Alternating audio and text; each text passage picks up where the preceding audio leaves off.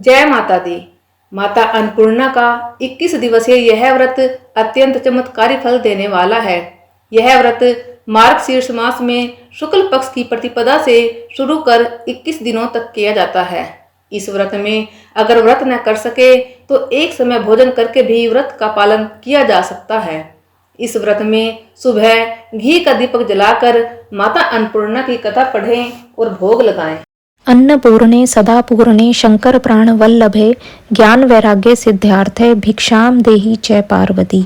माता च पार्वती देवी पिता देवो महेश्वर बांधवा शिव भक्ताश्च सवदेशो भुवनत्रयम्। माता अन्नपूर्णा व्रत कथा।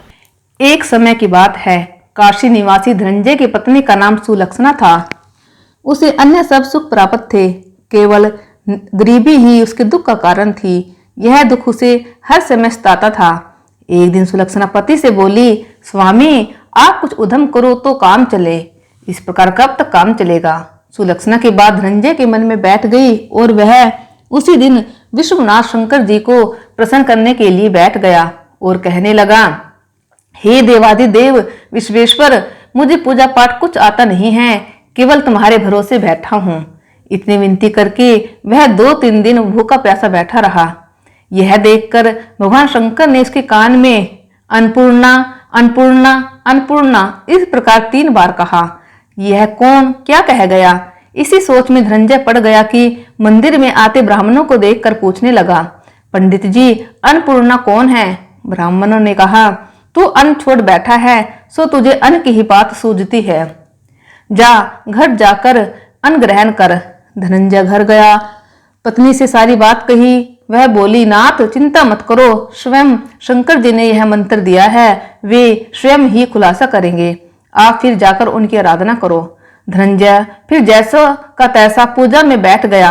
रात्रि में शंकर जी ने आज्ञा दी, कहा तू पूर्व दिशा में चला जा। वह अन्नपूर्णा का नाम जपता जाता और रास्ते में फल खाता, झरनों का पानी पीता जाता। इस प्रकार कितने ही दिनों तक चलता गया। वहां उसे चांदी सी चमकती वन की शोभा देखने में आई। सुंदर सरोवर देखने में या उसके किनारे कितनी ही अप्सराएं झुंड बनाए बैठी थी। एक कथा कहती थी और सब मां अन्नपूर्णा इस प्रकार बार बार कहती थी। यह अगहन मास की उजेली रात्रि थी और आज से ही व्रत का आरंभ था। जिस शब्द की खोज करने वह निकला था वह उसे वहां सुनने को मिला। धनंजय ने उनके पास जाकर पूछा, हे देवियों, आप यह क्या करती हो? उन सब ने कहा, हम सब मां अन्नपूर्णा का व्रत करती हैं। यह व्रत क्या है? इसकी पूजा कैसे होती है? यह किसने किया भी है? इसे कब किया जाता है? इसकी क्या विधि है? मुझसे भी कहो। वे कहने लगे, इस व्रत को सब कोई कर सकते हैं। 21 दिन तक के लिए 21 गांठ का सूत लेना चाहिए। 21 दिन यदि न बने तो 1 दिन उपवास करें। यह भी न बने तो केवल कथा सुनकर प्रसाद लें। निराहार रहकर कथा कहें। कथा सुनने वाला कोई न मिले तो पीपल के पत्तों को रख, सुपारी या घृत कुमारी ग्वार पाठ वृक्ष को सामने कर, दीपक को साक्षी कर, सूर्य, गाय, तुलसी या महादेव को बिना कथा सुनाए मुख में दाना न डालें। यदि भूल से कुछ पड़ जाए तो 1 दिवस फिर उपवास करें। व्रत के दिन क्रोध न करें, झूठ न बोलें। धनंजय बोला, इस व्रत के करने से क्या होगा? वे कहने लगी, इसके करने से अंधों को नेत्र मिले, लूलों को हाथ मिले, निर्धन के घर धन आए, बांझी को संतान मिले, मूर्ख को विद्या आए। जो जिस कामना से व्रत करे माँ उसकी इच्छा पूरी करती है। वह कहने लगा, बहनों, मेरे भी धन नहीं है, विद्या नहीं है, कुछ भी तो नहीं है। मैं तो दुखिया ब्राह्मण हूँ, मुझे इस व्रत का सूत दोगी? हाँ भाई, तेरा कल्याण हो, तुझे देंगी। ले इस व्रत का मंगल सूत ले। धनंजय ने व्रत किया। व्रत पूरा हुआ तभी सरोवर में से 21 खंड की स्वर्ण सीढ़ी हीरा मोती जड़ी हुई प्रकट हुई। धनंजय जय अन्नपूर्णा अन्नपूर्णा कहता जाता था। इस प्रकार कितनी ही सीढ़ियां उतर गया तो क्या देखता है कि करोड़ों सूर्य से प्रकाशमान अन्नपूर्णा का मंदिर है। उसके सामने सुवर्ण सिंहासन पर माता अन्नपूर्णा विराजमान है। सामने भिक्षा हेतु शंकर भगवान खड़े हैं। देवांगनाएं चरण डुलाती हैं। कितनी ही हथियार बांधे पहरा देती हैं। धनंजय दौड़कर जगदम्बा के चरणों में गिर गया। देवी उसके मन का क्लेश जान गई। धनंजय कहने लगा, माता आप तो अंतर्यामिनी हो, आपको अपनी दशा क्या बताऊं। माता बोली, मेरा व्रत किया है, जा संसार तेरा सत्कार करेगा। माता ने धनंजय की जीवा पर बीज मंत्र लिख दिया। अब तो उसके रोम रोम में विद्या प्रकट हो गई। इतने में क्या देखता है कि वह काशी विश्वनाथ के मंदिर में खड़ा है। माँ का वरदान ले धनंजय घर आया, सुलक्षणा से सब बात कही। माता जी की कृपा से उसके घर में संपत्ति उमड़ने लगी। छोटा सा घर बहुत बड़ा गिना जाने लगा। जैसे शहद के छत्ते में मक्खियां जमा होती हैं, उसी प्रकार अनेक सगे संबंधी आकर उसकी बड़ाई करने लगे। कहने लगे, इतना धन और इतना बड़ा घर, सुंदर संतान नहीं तो इस कमाई का कौन भोग करेगा। सुलक्षणा से संतान नहीं है, इसलिए तुम दूसरा विवाह करो। अनिच्छा होते हुए भी धनंजय को दूसरा विवाह करना पड़ा और सती सुलक्षणा को सौत का दुख उठाना पड़ा। इस प्रकार दिन बीतते गए।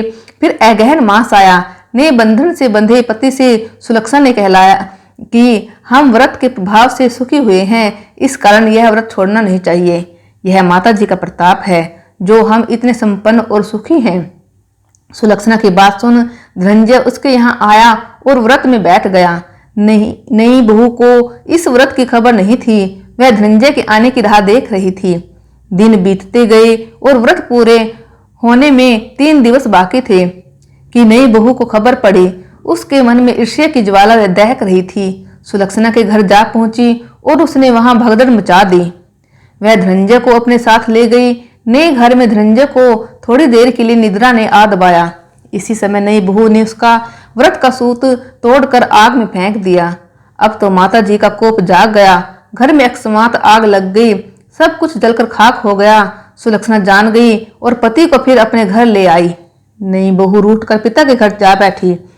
पति को परमेश्वर मानने वाली सुलक्षणा बोली, नाथ घबराना नहीं, माता जी की कृपा लौकिक है। पुत्र को पुत्र हो जाता है पर माता को माता नहीं होती।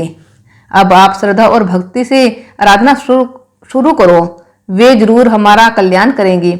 धनंजय फिर माता के पीछे पड़ गया। फिर वही सरोवर सीढ़ी प्रकट हुई, उसमें मां अन्नपूर्णा कहकर वह उतर गया। वहां जाकर माता जी के चरणों में रुदन करने लगा। माता प्रसन्न हो बोली, यह मेरी स्वर्ण की मूर्ति ले, उसकी पूजा करना तो फिर सुखी हो जाएगा। जा, तुझे मेरा आशीर्वाद है। तेरी स्त्री सुलक्षणा ने श्रद्धा से मेरा व्रत किया, उसे मैंने पुत्र दिया है। धनंजय ने आंखें खोली तो खुद को काशी विश्वनाथ के मंदिर में खड़ा पाया। वहां से फिर उसी प्रकार घर को आया। इधर सुलक्षणा के दिन चढ़े और महीने पूरे होते ही पुत्र का जन्म हुआ। गांव में आश्चर्य की लहर दौड़ गई, मान्यता आने लगा। इस प्रकार उसी गांव के निसंतान सेठ के पुत्र होने पर उसने माता अन्नपूर्णा का मंदिर बनवा दिया। उसमें माता जी धूमधाम से पधारी, यज्ञ किया और धनंजय को मंदिर के आचार्य का पद दे दिया। जीविका के लिए मंदिर की दक्षिणा और रहने के लिए बड़ा सुंदर सा भवन दिया।